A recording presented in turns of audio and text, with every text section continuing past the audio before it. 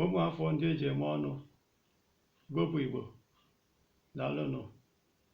Nke a bụ oke ilu Igbo nke nwanne unu nwoke Nwafọ Nnama Isaac Osu na-eweta.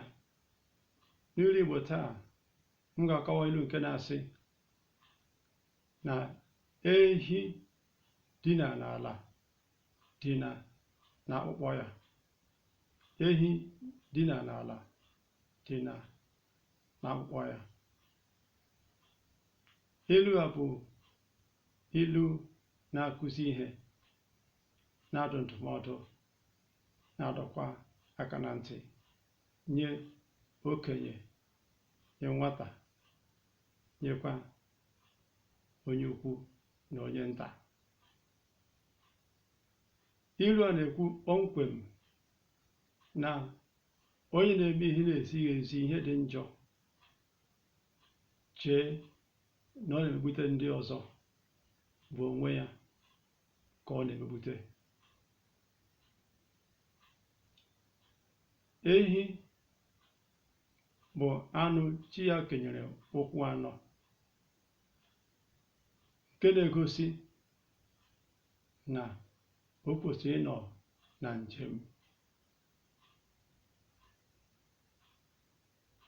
Ọ bụghị n'efu ka chi ya kenyere ya ụkwụ anọ. Ọ ma na ya na ọsọ na ije ga na-eme ihe mgbe kwuru mgbe. Ndị na-ala ehi ga-edina ga-abụ nke izizi ma ọ bụrụ na ọ na-ezu ike.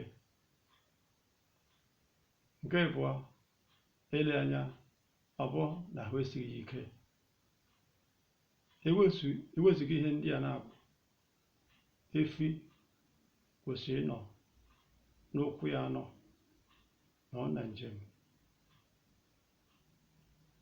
Ọ bụrụ na ọ naghị eje ebe ọ na-ata ahịhịa, o jee n'ebe ọ na-alụ ọrụ, dịka n'obodo ụfọdụ eji efi na-akọ ugbo. Efi kwesịrị ịnọ n'ọrụ, a ga-eje dị n'ala wee larụwa. Kedu ihe ọzọkwa ilu a na-akọwa? Ilu a na-akọwa na onye na-eme ihe a na-adọ aka na ntị si ya rapụ ihe dị otu a, rapụ ihe dị otu a, n'obi ya o chee na ọ bụ ndị ọzọ ka ọ na-egbute.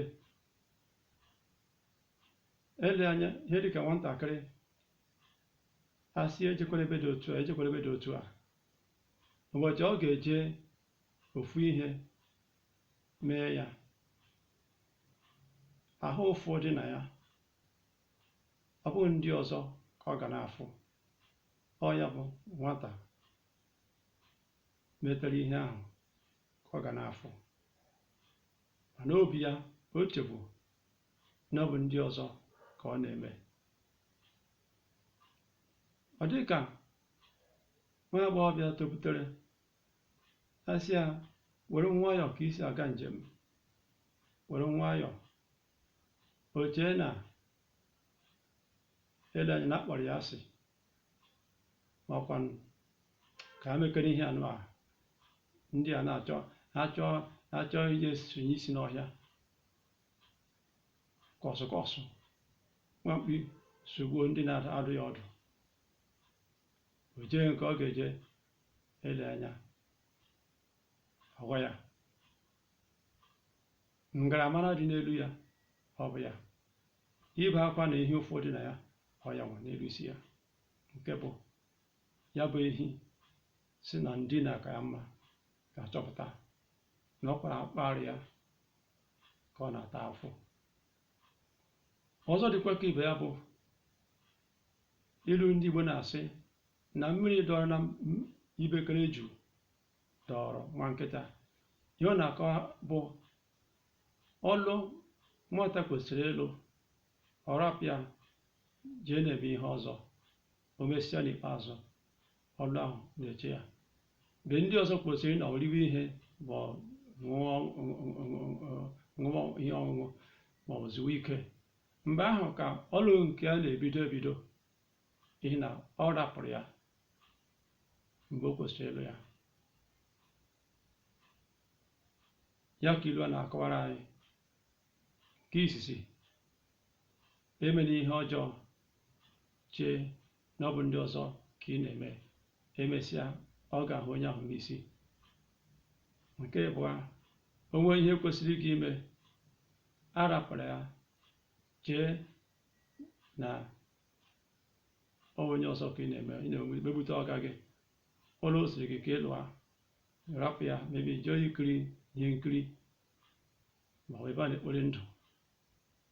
Mgbe ọ gaghị alọta ma ọ bụ nna nna gị, mgbe ahụ ka ị ga-echi ya chewe ịlụ ọrụ ị kwesịrị ịlụ. Mgbe ndị ọzọ ga-eri eri, ị ga ebido ịlụ alụ. Ọ bụ ihe mwute ka ọ bụ. Nke a bụ ihe ilu a na-akọwa. Lụọ ọrụ gị mgbe ị kwesịrị. Ihe na-adịghị mmasị gị emena, wepụ aka na ya. Ihe a bụ ihe ilu a na-akọwa. Oche akọ ha m n'ọnụ taa. Ọ ga-adị oge ọzọ. Cheta, benyere m aka n'ebe a na-egosi ihe ụwa na-amasịrị gị, kesakwara ya ndị ọzọ. Abụ m Nwafor Maazị Nnama Isaac Osu, na-asị gị ka emesịa.